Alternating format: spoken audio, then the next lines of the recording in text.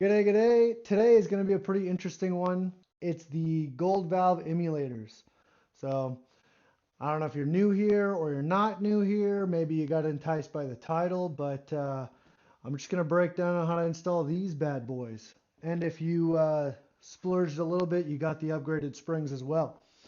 So, teach you how to set these up. You're going to set the preload on these. Make sure you got your proper proportioning valve and all that shim stack right.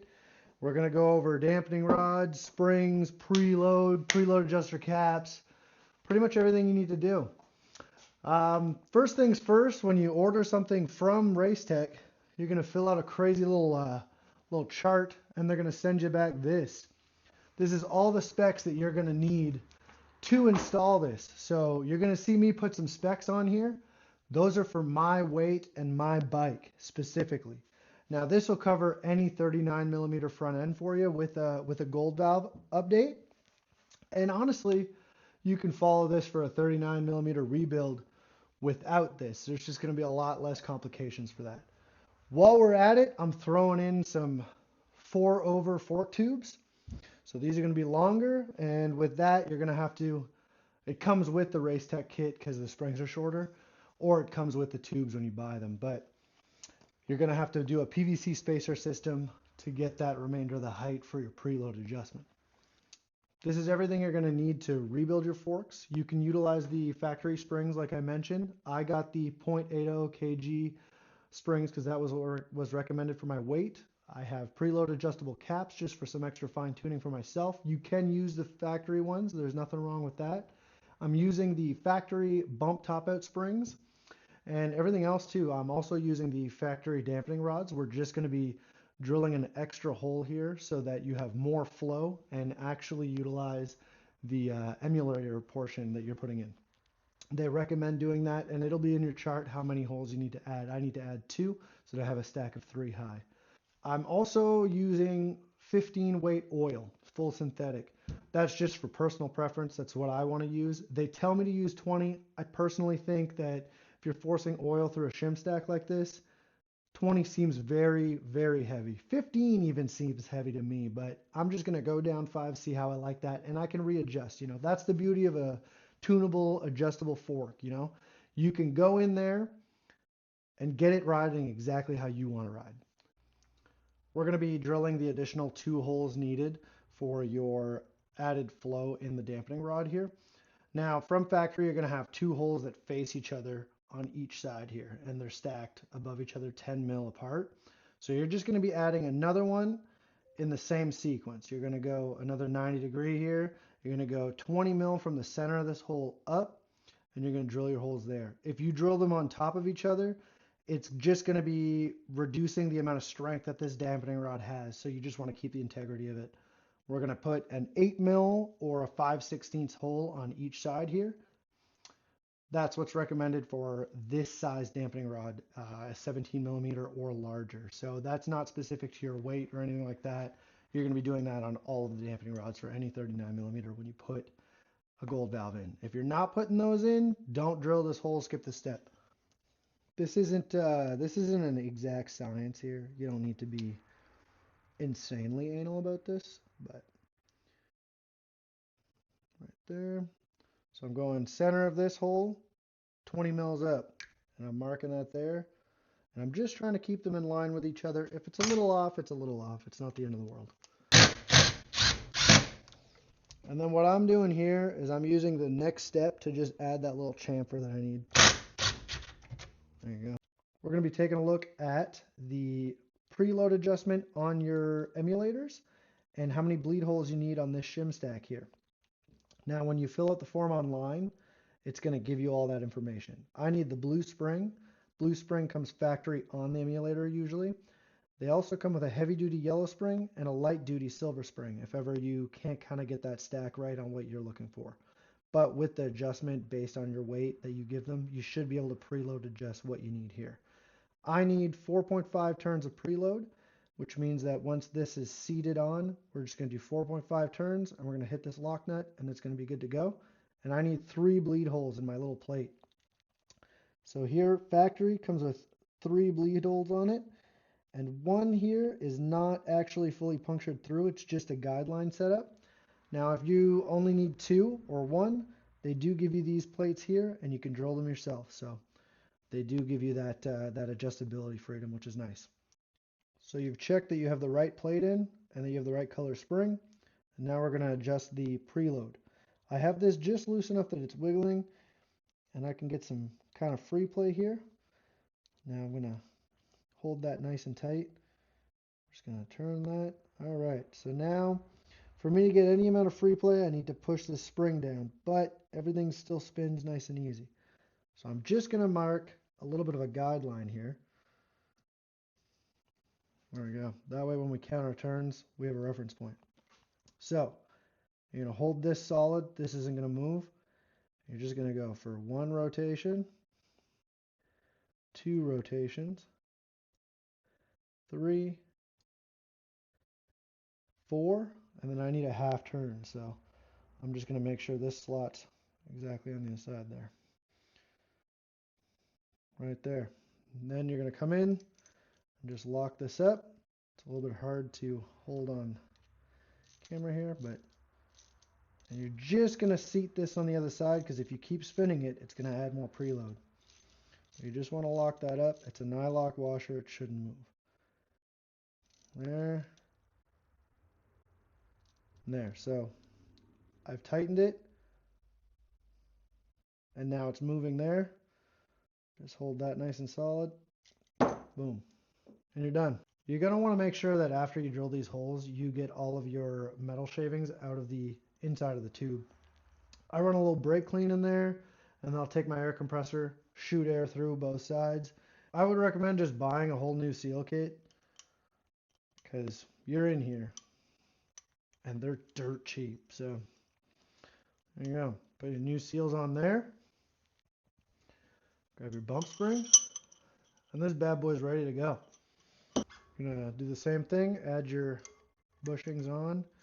The thin one goes inside this slot and stays there, while the thick one goes over top. And that one is free to slide. I mean, it'd be easier to put it on the other side. I don't know why I put it on this side. And then you got your big flat washer, and that sits right there. So your stack should look like this. You're going to grab your dampening rod all set up. You're just going to put it right in here. Let that slide all the way to the bottom like that. This part's a little bit trickier. It's not that bad, but this cup sits on the bottom here and allows you to screw through. And that screw comes in at the bottom of the fork leg here. You want to insert this in here without losing that cup on there. So everything's inserted in the fork lower, your fork tube's in, you've got your new washer on your bottom bolt. Comes with a new bolt in the kit if you buy it like that. And you're going to come in and push that in there. Now when you go to thread this in, it's going to push the dampening rod up and through. So you might not catch a thread. Sometimes you get lucky. But applying pressure to the fork tube also doesn't apply pressure to the dampening rod. So it's still not going to work. What I do is I grab a broomstick, slide it in there like that, and I apply pressure while also putting this in. Now that you have all this assembled, it's time to put your fork seal on. The deep part of the cup goes inside. They have fork seal driver kits. I haven't bought one, you know? I haven't really felt like I needed to buy one. There we go.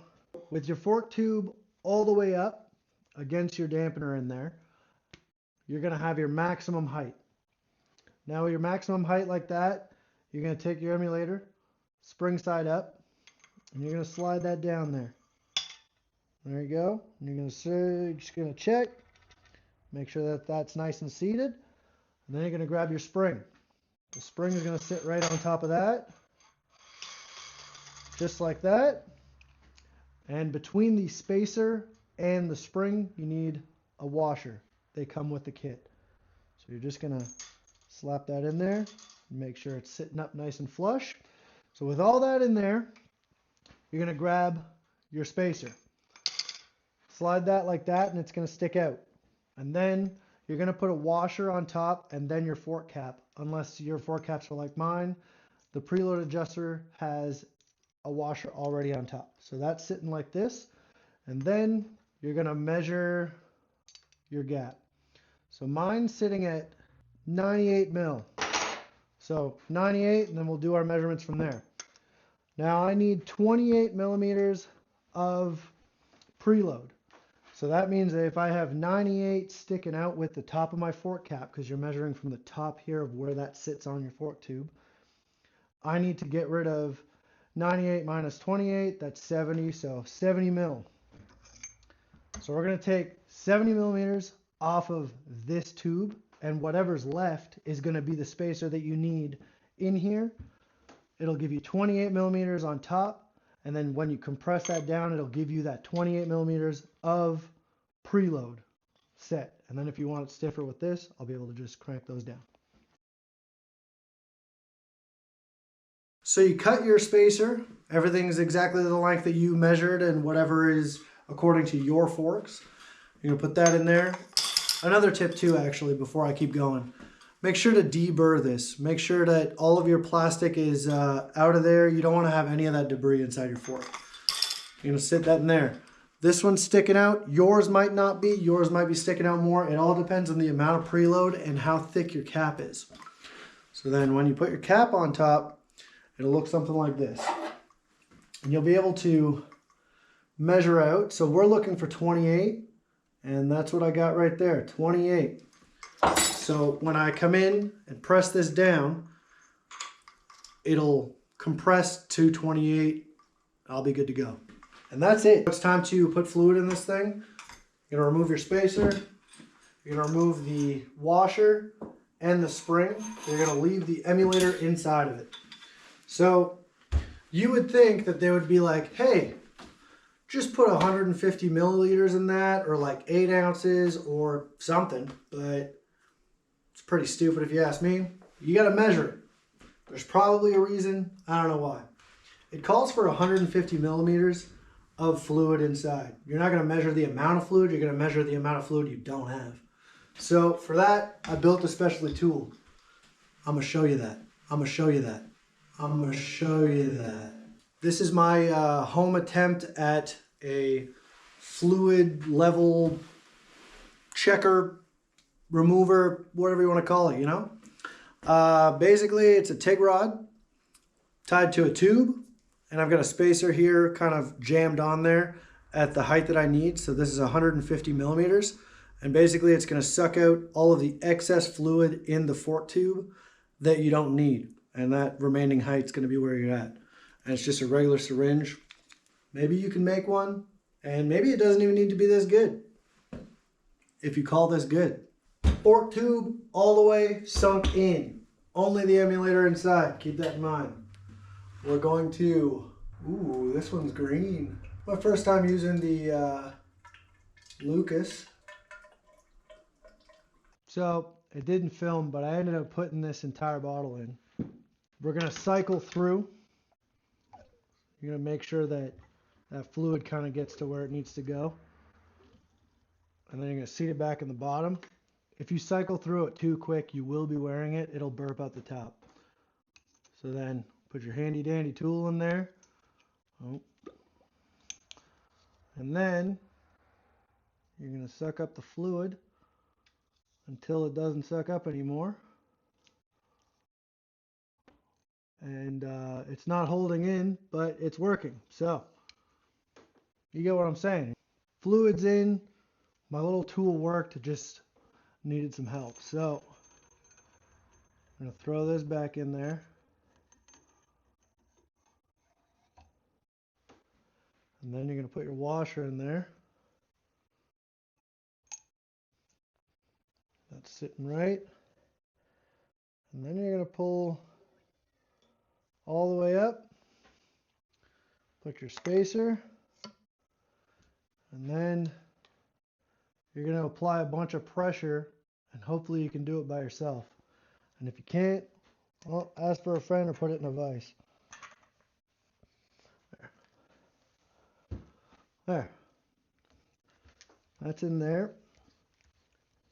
We'll thread that the whole way, and you'll have to torque down on it once it's actually in your triple tree. All I have to do left is put this fork seal in a little bit deeper, and then we'll put the dust cap on. This is that PVC trick. I'm sure you've seen it before. 1.5" ID. Slip that over. It's going to sit right on that fork seal. You want to make sure it's longer, because if it's not, it defeats the purpose. It's going to drive that in there exactly where you need it. And then you're going to put your little retainer clip in. I'm going to get that right below that little inner groove there for the C-clip. It should just pop right in like that. You've got your little dome-shaped dust cap. That sits right on top. And that one should just go on with your hands. You just put on your chrome little dust cap if you're using that, or if you're not, you put on whatever you are using. Or you can leave it like this too. This is really just a beauty piece.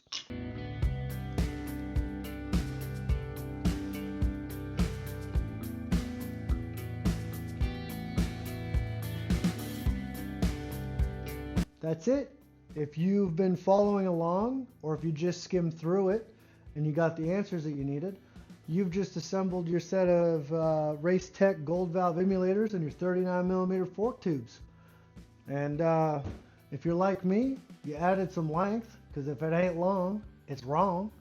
And you've added some preload adjustable caps, and you'll be able to fine tune that ride without having to pop them all the way open and fine tune it in there. But you still might have to. Hopefully these drive good. They seem to be the same when I put them through the old shock dyno on my bench. Nothing sludging around. They seem to work really good. If they don't sound like that right away, it's probably because they haven't sat long enough. So I've just kind of had these sitting there. They were sounding a little squishy before, but they're definitely way better now. So just let them sit for a little bit. But yeah, you learned how to make a fancy tool, or you bought it. Hopefully you bought it. I think that'll work better. So like it. Like the video. You have to like the video. I'll wait. Did you like it? Comment. Say something nice. If you got a question, if you're installing these and you didn't quite understand something that I said, or you're reading your chart and you just don't know what that means, type a little question in there. I'll try to answer you as quick as I can. And that's it. Tell your friends, tell your family, share it, put it on Facebook, find a stranger, hug them, tell them you love them. Maybe that'll make their day. I love you. Tell your mom I said hi. Tell her I said I love you too. And we'll see you in the next one.